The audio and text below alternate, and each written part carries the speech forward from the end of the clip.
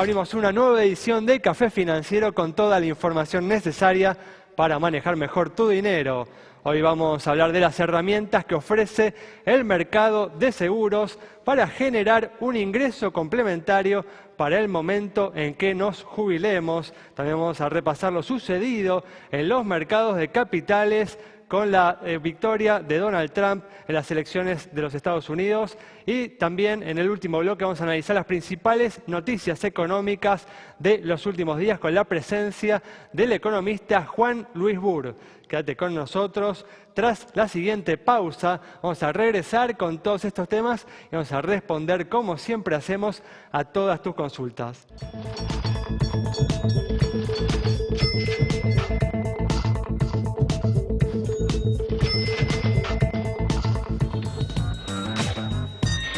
Bueno, ya estamos aquí con la presencia, como siempre, de Santiago Chelala. También está con nosotros Yamila Escala y, una vez más, se encuentra Miguel Cielonca para hacer el repaso habitual de lo sucedido en los mercados de capitales. ¿Qué tal? ¿Cómo andan? Hola, ¿cómo estás, Ale? Gracias por estar aquí. Vamos a comenzar con todos los temas que tenemos para hoy. Vamos a comenzar hablando de la noticia del día, la victoria de Donald Trump en las elecciones presidenciales de los Estados Unidos.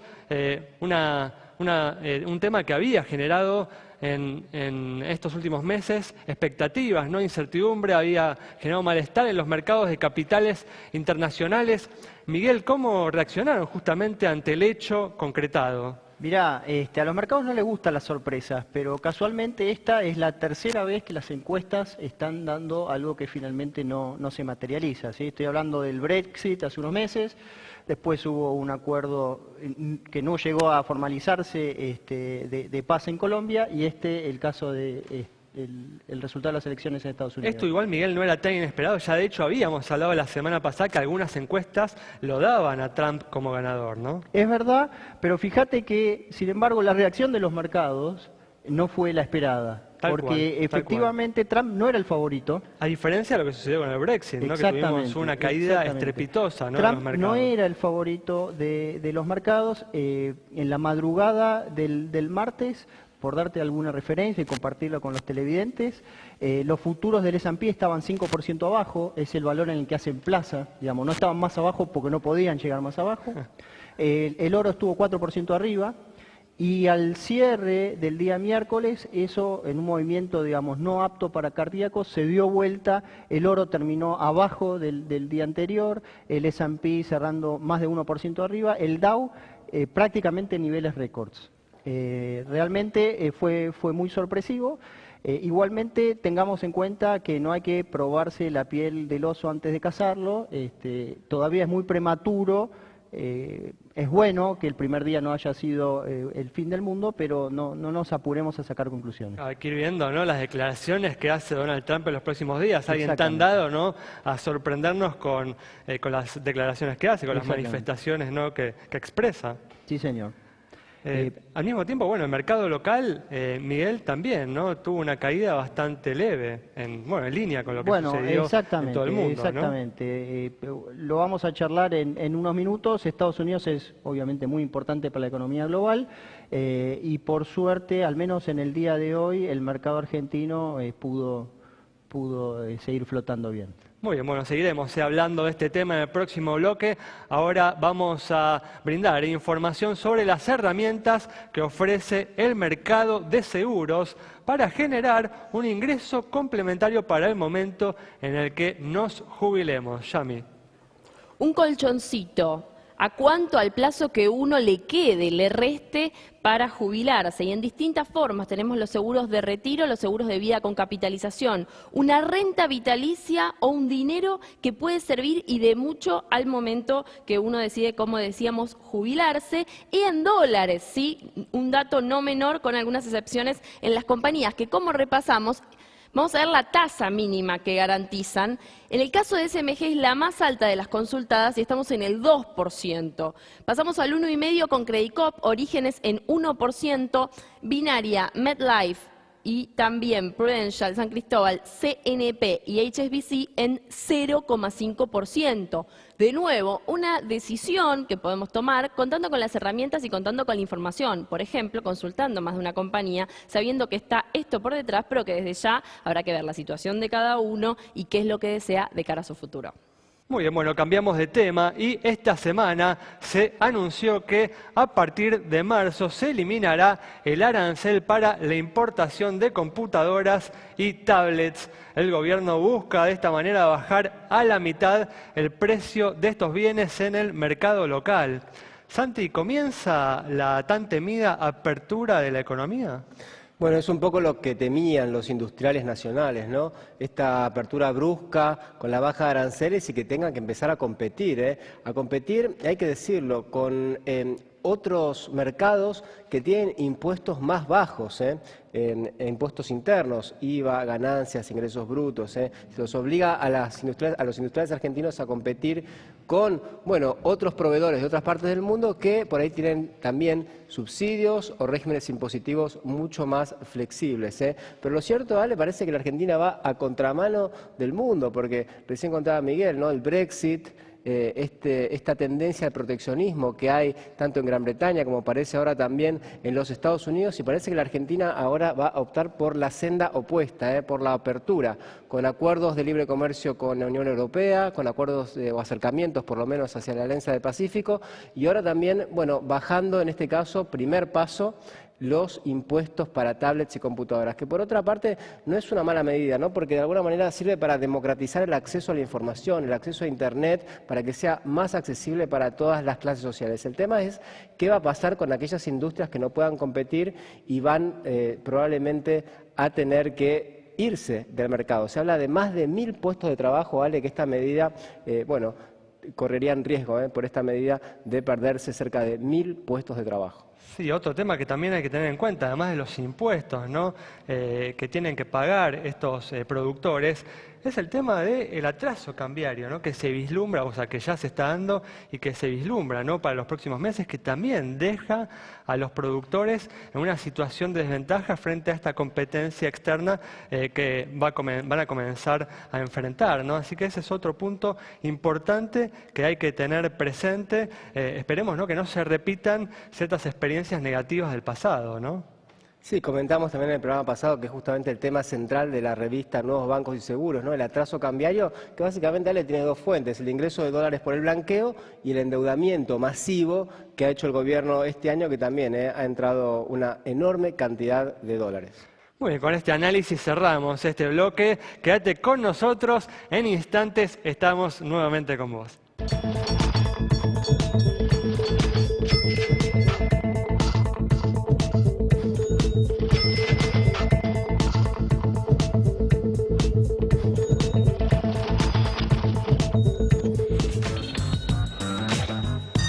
Estamos de regreso, como siempre vamos a comenzar a responder tus consultas y también te vamos a brindar información positiva de los últimos días del mercado inmobiliario. Y mientras vemos números en pantalla, por supuesto, las principales entidades financieras, les cuento que la cantidad de escrituras en la ciudad de Buenos Aires en septiembre aumentó 19%. Esto tiene que ver con el blanqueo, el éxito que fue esta primera etapa, 4.600 millones de dólares que ingresaron de cash al sistema. Y bueno, uno tenía que optar por dejarlos 6 meses ahí o retirarlos si compraba un inmueble. Todo esto, por supuesto, ayuda a levantar el alicaído mercado inmobiliario. Perfecto. Bueno, el Banco Central anunció semanas atrás una meta de inflación de entre el 12 y el 17% para el año que viene. La entidad espera lograr una fuerte reducción en la misma, que cerrará este año en torno al 40%. Magalí Arens conversó con la gente en la calle sobre este tema.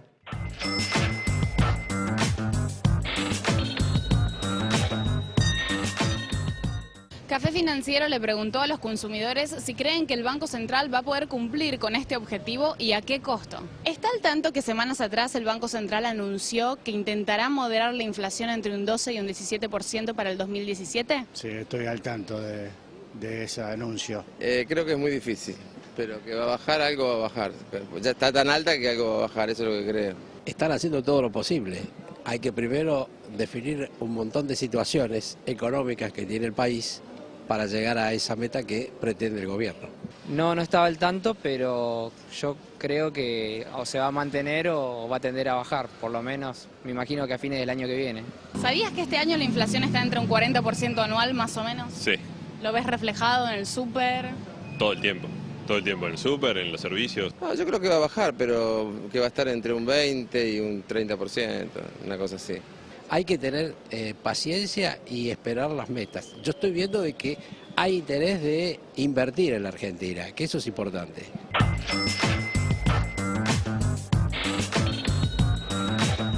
El gobierno está desplegando una estrategia incompleta y desarticulada para combatir a la inflación, y el riesgo de esto es que se logren avances en materia inflacionaria, pero con retrocesos en otras áreas, como por ejemplo la competitividad externa de la economía o también el nivel de empleo. Santi.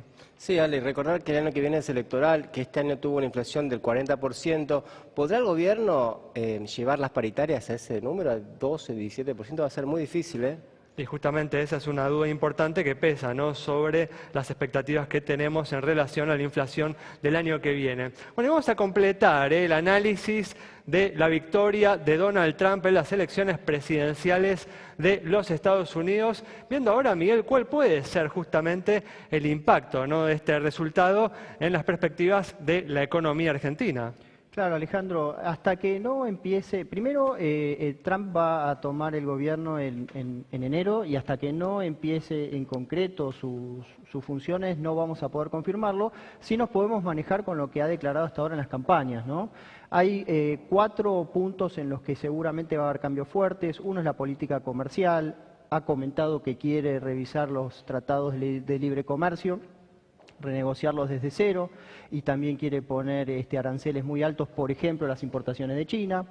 El segundo tema es la política exterior. Piensan en un giro de 180 grados porque así como hasta ahora se llegó a un acuerdo con Irán para desarmarlo nuclearmente, Trump ha comentado de armar nuclearmente a Japón o a Corea del Sur, de manera que eso sería un cambio bastante radical. El tercer punto tiene que ver con la política de inmigración. Todos están al tanto de que Trump quiere poner una mano muy dura a la inmigración ilegal. De hecho, se habla también de que quiere forzar a México a construir un muro para contener ese movimiento migratorio. Y el último punto es una reforma tributaria que va a tener impacto fiscal.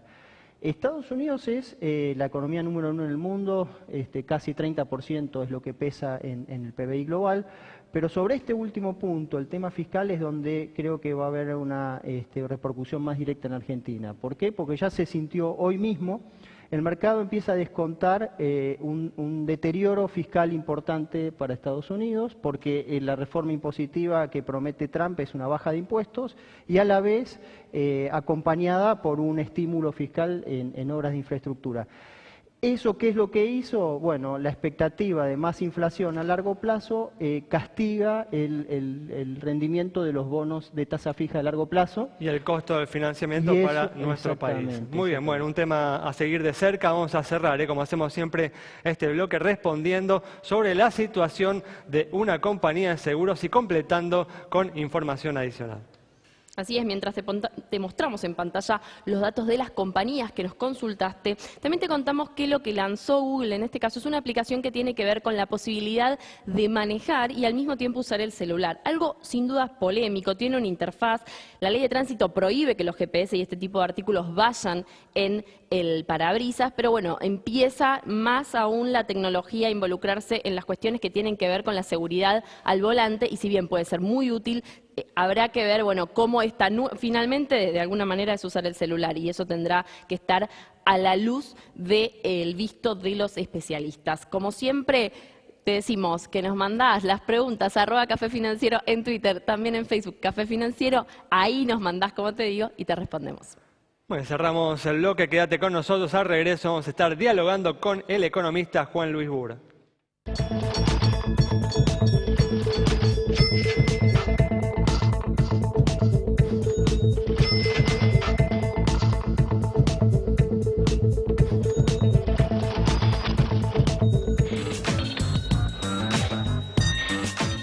Bueno, ya estamos aquí con la presencia del economista Juan Luis Burr para analizar las principales noticias económicas de estos últimos días. ¿Qué tal, Juan? ¿Cómo andás? ¿Cómo andás? Muy bien. Gracias por estar una vez más aquí.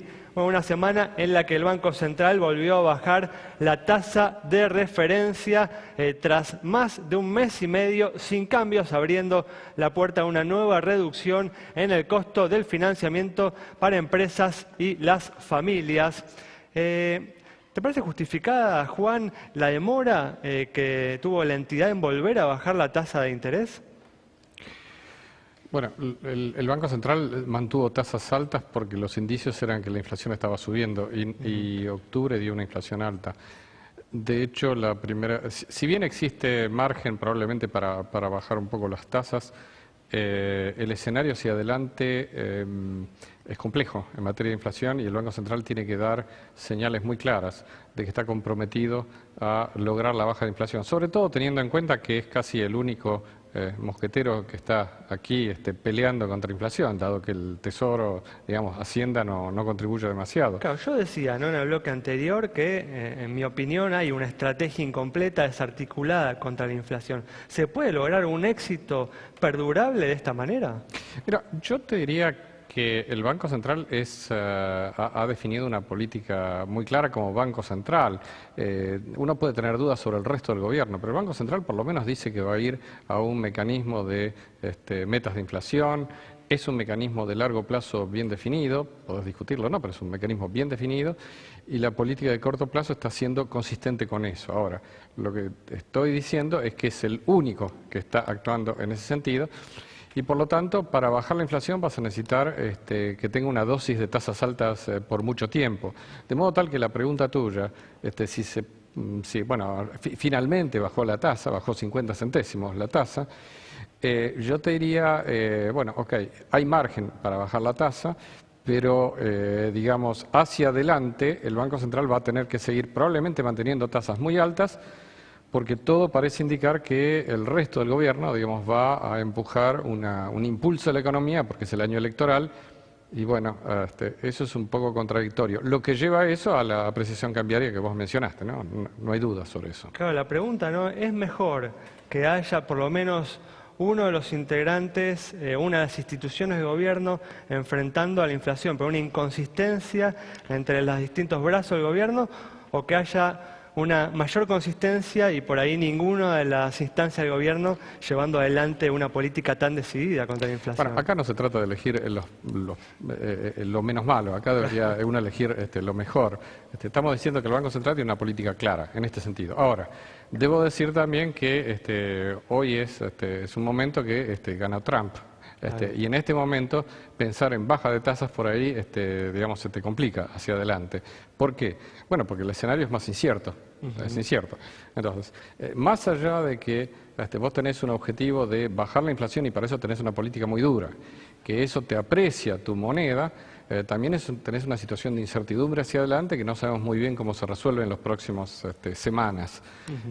De modo tal que te diría, estamos en una situación donde vamos a ver por mucho tiempo, me parece a mí, tasas altas, más allá de que haya alguna baja de 25 centésimos más o 50 centésimos, porque Argentina, digamos, está en una situación donde el nivel de desequilibrio fiscal financiado con entrada de capitales, vos sabés que, bueno, en algún momento va a encontrar un límite, sobre todo si en el futuro, en algún momento, no sabemos si es en 3 meses o en un año, el escenario mundial para los emergentes se complica.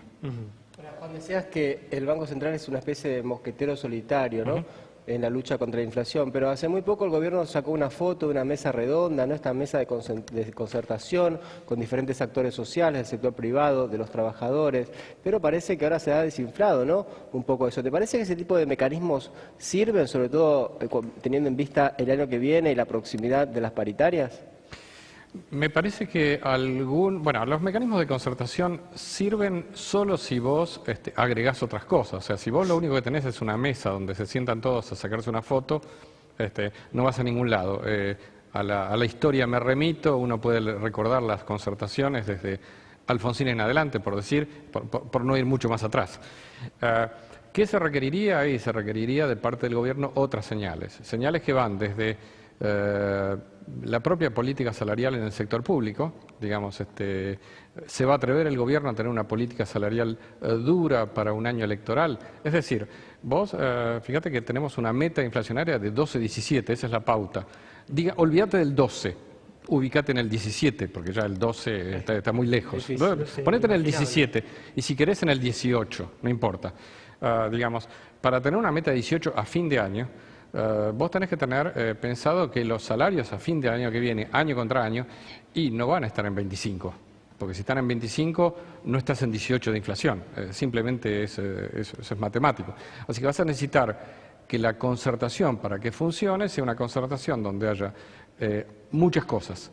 Ya tendría que haber más algún programa hacia adelante fiscal, no en el año a lo mejor 2017, pero que sea creíble para el 2018, 2019, una política salarial bien prudente para el año próximo, política de empleo muy prudente, es una cantidad de cosas que tiene que dar el ministro de Hacienda, de Finanzas, ¿no? Es decir, más allá del presidente del Banco Central. Ahora, si uno quisiera seguir por esa línea, ¿no? Pero también siendo creativo, porque si uno quisiera recortar el déficit, digamos, a lo bruto, podría hacer lo que hizo Cavallo, 13%, recorte de salarios, jubilaciones para todo, y vemos que eso no funciona ni siquiera políticamente. ¿Por dónde tiene que pasar el ajuste fiscal en la Argentina? ¿Cómo uno creativamente puede ir recortando ese déficit tan grande que supera 6 puntos del producto? Mira, cuando vos tenés una inflación que es del 40 este año y, digamos, promedio del año próximo será algún número entre 22 y 24, no sabemos cuál es el número. El margen para cortar algún gasto en el sentido de, digamos, de reducirlo en términos reales existe, porque vos lo que tenés que hacer es que el aumento el año próximo sea menos de 22-24. O sea, con eso estás recortando el gasto en términos reales. Así que margen hay, y el margen van a tener que definirlo las autoridades en términos de el margen político que tengas. Obviamente es más difícil cortar subsidios en alguna cuestión social que cortarlo en materia de tarifas. Entonces ahí está avanzando el gobierno, ¿no?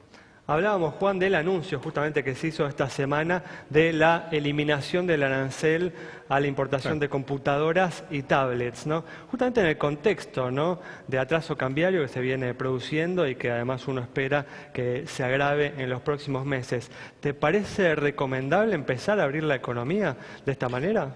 A ver, yo creo que si vos estás planteando abrir la economía es una cosa que tenés que hacerlo en un contexto macro apropiado. Macro apropiado significa que tenés un programa fiscal creíble de largo plazo, que el tipo de cambio no se va a apreciar más, etcétera. Ahora, el caso de las tablets, el caso de las computadoras es un poquito diferente a mi modo de ver, y ahí disiento un poco, pues yo me parece que ahí se trata de apostar a que vos tenés que mejorar la tecnología, digamos. Y la productividad de la economía en general. Sí, y es cierto que eso le va a pegar a algunos, o sea, por supuesto, eso siempre. Es decir, siempre hay costos porque hay una parte de la economía que se beneficia de cierta protección.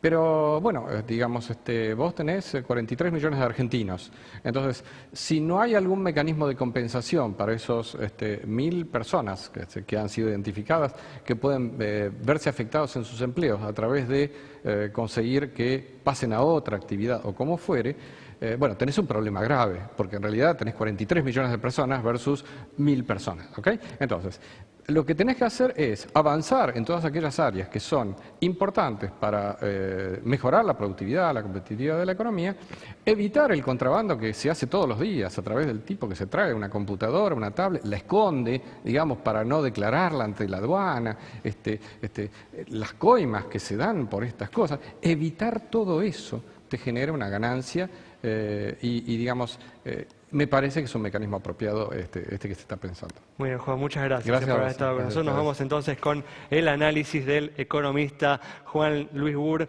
sobre los principales temas que están atravesando la economía argentina en estos últimos días y los desafíos para adelante. Nos reencontramos el próximo viernes a las 20 horas aquí en Metro.